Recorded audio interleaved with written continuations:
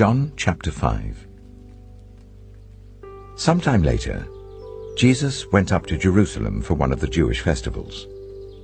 Now there is in Jerusalem near the sheep gate a pool, which in Aramaic is called Bethesda, and which is surrounded by 5 covered colonnades.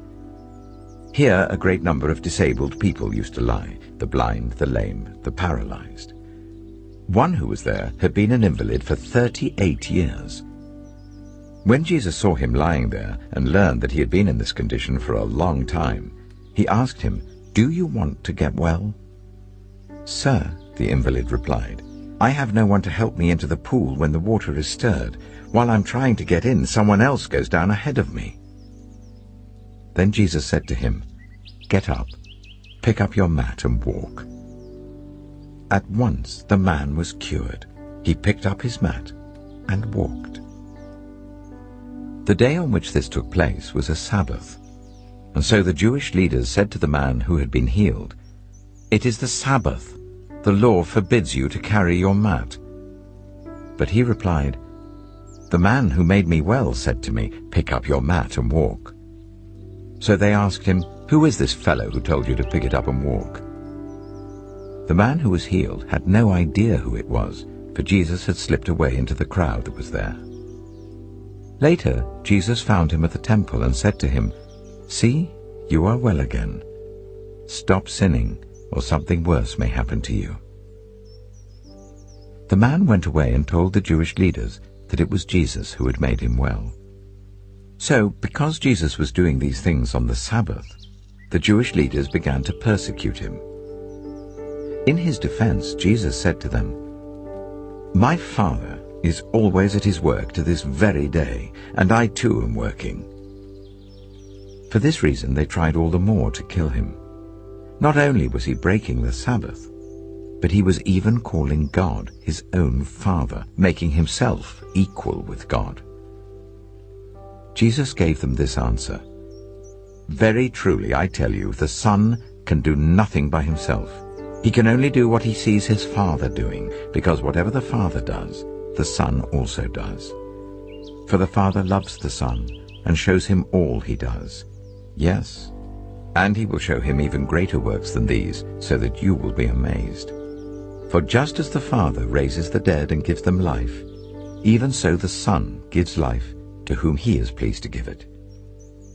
Moreover, the Father judges no one, but has entrusted all judgment to the Son, that all may honor the Son just as they honor the Father. Whoever does not honor the Son does not honor the Father who sent him. Very truly I tell you, whoever hears my word and believes him who sent me has eternal life and will not be judged, but has crossed over from death to life. Very truly I tell you, a time is coming and has now come, when the dead will hear the voice of the Son of God, and those who hear will live. For as the Father has life in himself, so he has granted the Son also to have life in himself. And he has given him authority to judge, because he is the Son of Man. Do not be amazed at this, for a time is coming when all who are in their graves will hear his voice and come out. Those who have done what is good will rise to live, and those who have done what is evil will rise to be condemned. By myself I can do nothing.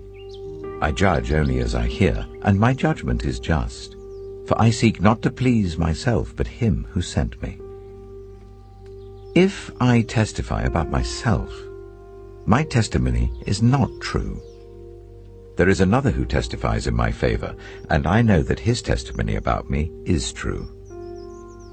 You have sent John, and he has testified to the truth.